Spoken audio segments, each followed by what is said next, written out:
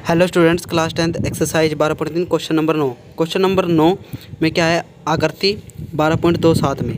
ठीक है, आकृति 12.27 में ये हमारे पास आकृति है। ए बी और सी डी केंद्र ओ वाले एक वृत्त के दो परस्पर लंब व्यास हैं। ठीक है, मतलब कि जो ए बी है, ए बी और सी डी ये हमारे इसके लंबवत व्यास है बड़े वृत्त का। ठीक है, बड़े वृत्त का। अब तथा ओ डी छोटे वृत्त का व्यास है। क्या है? ओ डी छोटे वृत्त का व्यास है। यदि ओ ए 7 सेंटीमीटर है तो ये हमारे पास 7 सेंटीमीटर है, तो छायांकित भाग का क्षेत्रफल ज्ञात कीजिए। छायांकित भाग यह हमारे पास। ठीक है बच्चों, इसका क्षेत्रफल निकालना और ये भी हमारा छायांकित भाग है, इसका क्षेत्रफल हमें निकालना है। ठीक है बच्चों, सबसे पहले हम इसका डायग्राम बना लेते हैं। इसका डायग्राम ड्रॉ करते हैं। सबसे पहले बड़ा वृत्त बनाएंगे। बड़ा वृत्त बना लिया है। ठीक है, और यहाँ पे इसका केंद्र है, केंद्र ओ। ठीक है, और यहाँ पे इसका ये व्यास है ए बी। ठीक है, ये ए, ये बी। ठीक है, और यहाँ पे ये भी इसका व्यास है सी डी, जैसे कि आकृति में है।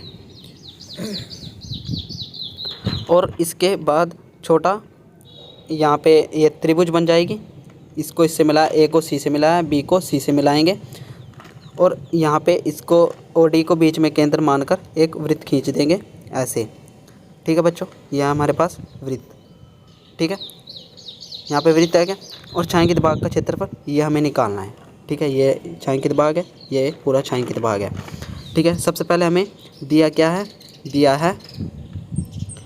क्या है इसमें, ए बी, जो हमारे पास ए बी है और सी डी वो क्या है, बड़े वृत्त का व्यास है। तो यहाँ पे लिखते हैं बड़े वृत्त, बड़े वाले वृत्त का व्यास है।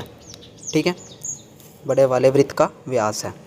और ओ डी है, जो हमारे पास ओ डी मतलब ओ डी है, ओ डी वो क्या है, छोटे वृत्त का व्यास है, छोटे वृत्त का व्यास है। ठीक है बच्चों, छोटे वृत्त का व्यास है। ओ डी छोटे वृत्त का व्यास हो गया। और ए बी मतलब ओ ए हमें दे रखा है कितना, 7 सेंटीमीटर। ठीक है, ओ ए 7 सेंटीमीटर है, ओ बी भी 7 सेंटीमीटर होगा, और ओ सी भी 7 सेंटीमीटर होगा, और ओ डी भी 7 सेंटीमीटर होगा। आपको पता है ओ डी 7 सेंटीमीटर होगा, और ओ डी छोटे वृत्त का व्यास है, तो छोटे वृत्त की त्रिज्या कितनी हो जाएगी, इस बिंदु को पी मान लेते हैं।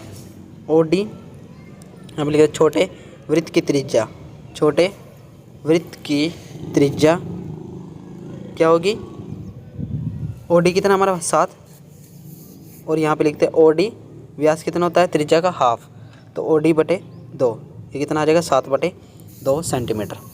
ठीक है, अब हमें छायांकित भाग का क्षेत्रफल निकालना है।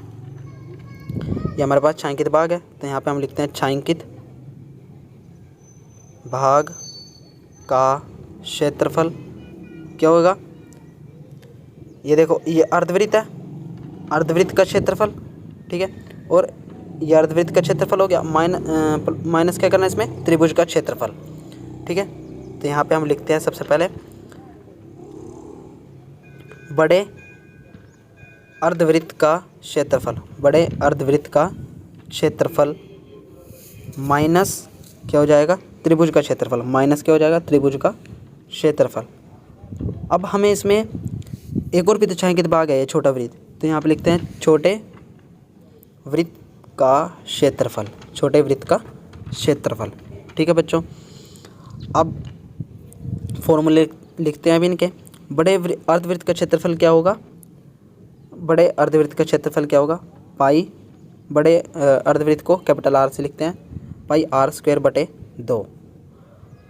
ठीक है, माइनस त्रिभुज का क्षेत्रफल क्या होगा, 1/2 गुणा आधार गुणा ऊंचाई। ठीक है, ये हो गया हमारे पास। और प्लस छोटे वृत्त का क्षेत्रफल क्या होगा, पाई r²। अर्धवृत्त है तो 2 से डिवाइड कर देंगे, जो पूरा वृत्त है पाई r², तो 22/7 पाई का मान, r कितना है हमारे पास, 7।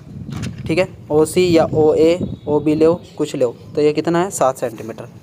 तो यहाँ पे कितना आ जाएगा, 2 बार है तो 7 × 7, 2 ये नीचे आ जाएगा 7/2। ठीक है, तो 1/2 आधार क्या होएगा त्रिभुज का, ये आधार होगा ए बी, ए बी इसका आधार है और आधार कितना है, ए ओ 7 सेंटीमीटर है और ओ बी भी 7 सेंटीमीटर, तो कितना हो जाएगा 14 गुणा ऊंचाई, ऊंचाई ये होगी ओ सी, ओ सी ऊंचाई होगी तो कितनी है 7 सेंटीमीटर, प्लस पाई का मान 22/7 और आर स्क्वायर कितना है, छोटे वृत्त की त्रिज्या कितनी है 7/2, ठीक है, तो यहाँ आ जाएगी 7/2 गुणा 7/2।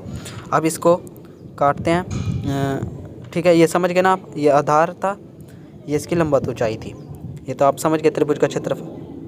अब इसको काटते 7 से 7 काटा, 2 एकम 2, 2 एकम 2, ठीक है, ये हो गया, और 2 सत्ते 14, 7 से 7 काटा, 2 एकम 2, 2 एकम 2, तो अभी कितना आ जाएगा 11 सत्ते 77, ठीक है, माइनस 7 सत्ती 49 प्लस 11 सत्ते 77/2, ठीक है।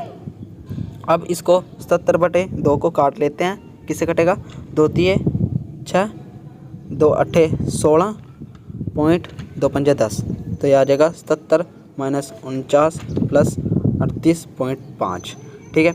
अब 70 में से 49 गए तो कितने रहेंगे, 70 में से 49 गए कितने रहेंगे 28, तो कितना रहेंगे 28 प्लस 38.5, ठीक है, ये कितना हो जाएगा 38.5 प्लस 28 कितना हो जाएगा बच्चों बताओ जल्दी, 66.5 सेंटीमीटर स्क्वायर, ये हमारा आंसर हो जाएगा, ठीक है बच्चों, ठीक है, ये हमारा आंसर हो जाएगा।